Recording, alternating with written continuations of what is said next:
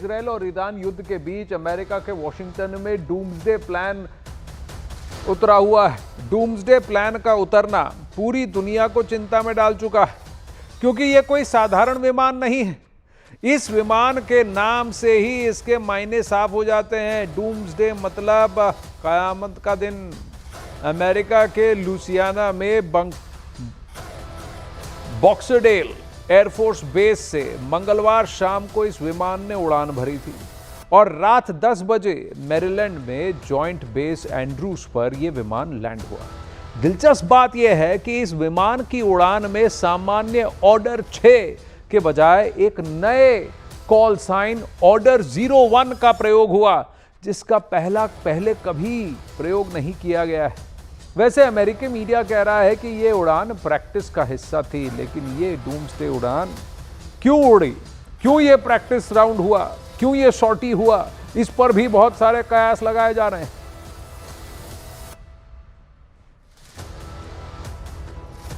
अब वहीं डूम्सडे विमान यानी बोइंग E-4B कोई साधारण एयरक्राफ्ट नहीं है। यह बोइंग 747-800 का मिलिट्री वर्जन है। अगर जमीन पर परमाणु हमले होते हैं तो यह अमेरिका के टॉप लीडर्स को लेकर आसमान में उड़ान भर सकता है। इसलिए इस विमान को फ्लाइंग पेंटागन भी कहा जाता है। इस विमान में किसी भी बड़े खतरे के दौरान अमेरिका के राष्ट्रपति सफर करते हैं। खास तौर से इसे परमाणु हमले की स्थिति से निपटने के लिए भी डिजाइन किया गया है। यानी इमरजेंसी के वक्त यह विमान फ्लाइंग पेंटागन बन जाता है, जहां से अमेरिका के राष्ट्रपति कोई भी फैसला ले सकते हैं। यानी एक तरह से अमेरिकी राष्ट्रपति का यह कमांड सेंटर होता है। यह विमान मूल रूप से बोइंग E-4B नाइट वॉच विमान है, जिस पर परमाणु हथियारों का भी असर नहीं होता है। यही नहीं, युद्ध के वक्त अगर इस विमान पर कोई साइबर अटैक की भी कोशिश करता है तो वो बेअसर होता है। आखिरी बार इस विमान का प्रयोग 9/11 आतंकी हमले के वक्त हुआ था। कहा जाता है कि 9/11 हमले के दौरान या उसके तुरंत बाद जॉर्ज बुश ने इसी विमान में सवार होकर उड़ान भरी थी। अब नॉर्मल दिनों में डूम्सडे विमान उड़ान नहीं भरता है, इसलिए इसे कयामत के दिन वाला विमान करार दिया गया है, ये नाम दिया गया है। यह विमान जब हवा में उड़ान भरता है और इसमें जब यूएस के राष्ट्रपति सवार होते हैं तो एक तरह से व्हाइट हाउस जैसी हैसियत हासिल कर लेता है। यह विमान लगातार 11,000 किलोमीटर से भी ज्यादा दूरी तक लगातार उड़ान भर सकता है। इसमें एक साथ 112 यात्री सवार हो सकते हैं। इनमें अमेरिका के राष्ट्रपति, रक्षा मंत्री समेत टॉप मिलिट्री लीडर सुरक्षित तरीके से ही कहीं से भी कहीं भी ट्रैवल कर सकते हैं। विमान को अगर जमीन पर उतारने की जरूरत नहीं बनी या सूरत नहीं बनी तो इसे हवा में ही रिफ्यूल भी किया जा सकता है और यह लगातार 1 हफ्ते तक हवा में उड़ सकता है। इस विमान के अंदर यात्रियों के लिए 18 बेड्स हैं। कामकाज और बड़े फैसले लेने के लिए विमान के अंदर बाकायदा ब्रीफिंग और स्ट्रेटेजिक कॉन्फ्रेंस रूम भी बना है। कम्युनिकेशन के लिए विमान 67 सैटेलाइट डिशेस और एंटेनास के लेस है। आखिरी बार 9/11 के दौरान इस विमान का प्रयोग हुआ था। तत्कालीन अमेरिकी राष्ट्रपति जॉर्ज बुश ने इसका प्रयोग किया था। तो ये इस वक्त सॉर्टी क्यों भर रहा है, ये बहुत बड़ा प्रश्न है। ईरान की मिसाइलें एक बार फिर इजराइल में आग बरसा रही। तेल अवीव से लेकर नेगेव तक खमेनेई की सेना इजराइल पर भीषण हमले कर रही है, और वो भी बैलिस्टिक मिसाइल से। इन हमलों में इजराइल के आम इलाकों से लेकर टेक्नोलॉजी हब्स तक को टारगेट किया गया है।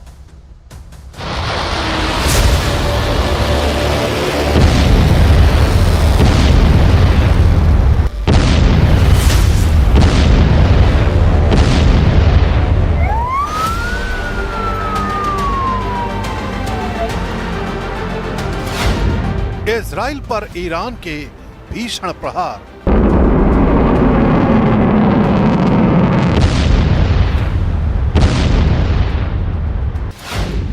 आईटी पार्क और एयरबेस पर ईरान का हमला।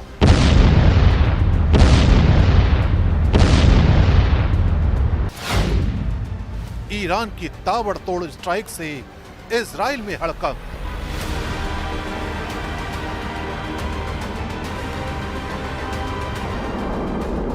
ईरान ने एक बार फिर इजराइल के खिलाफ अपना मिसाइल मोर्चा खोल दिया है। इस बार निशाना बने हैं टेक्नोलॉजी और सिविल इलाके। बेरशेबा के नेगेव टेक पार्क के पास एक मिसाइल गिरने से जबरदस्त धमाका हुआ। वीडियो फुटेज में साफ दिखाई दे रहा है कि कैसे गाड़ियां जलकर राख हो गईं और ऊंची इमारतों की दीवारें चटक गईं।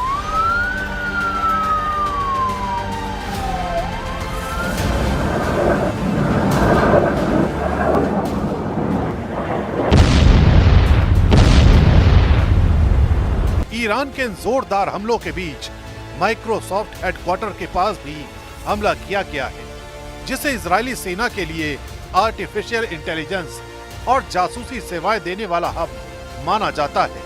ये कोई संयोग नहीं है, ये रणनीतिक हमला है। सिर्फ एक दिन पहले एक मिसाइल ने बेरशेबा के सबसे बड़े अस्पताल को भी नुकसान पहुंचाया था और अब एक बार फिर ईरान की वॉर मशीन ने इजराइल के इंफ्रास्ट्रक्चर और आम नागरिकों को निशाना बनाना शुरू कर दिया है। इस दौरान इजराइल की तरफ से दावा किया गया है कि उसने ईरान से दागी गई नई बैलिस्टिक मिसाइलों का पता लगाया है। तेल अवीव, बेरशेबा और नेगेव में लगातार सायरन बज रहे हैं।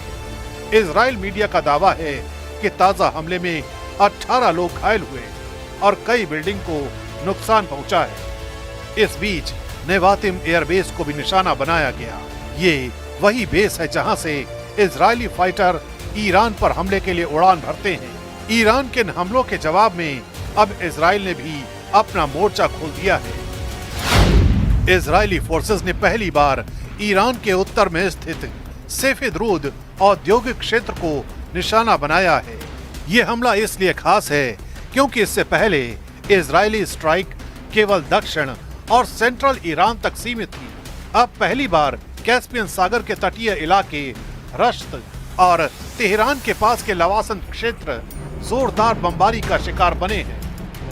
ईरानी टीवी ने इन इलाकों में भयानक धमाके होने की बात कही है।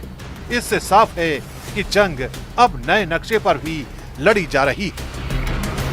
एक तरफ इजराइल ईरान के न्यूक्लियर नेटवर्क को तहस नहस करने में लगातार जुटा हुआ है।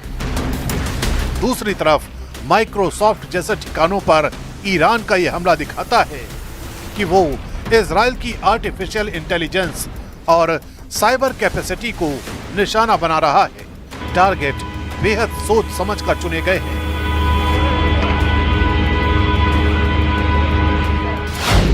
टेक्नोलॉजी, हेल्थ केयर और एयरबेस यानी इजराइल के सामरिक ताकत की धमनियों पर हमला हो रहा है। ईरान ने अब ये साफ कर दिया है कि वो पीछे नहीं हटेगा और ये लड़ाई सिर्फ बॉर्डर पार नहीं, हर स्क्रीन और सायरन पर लड़ी जाएगी।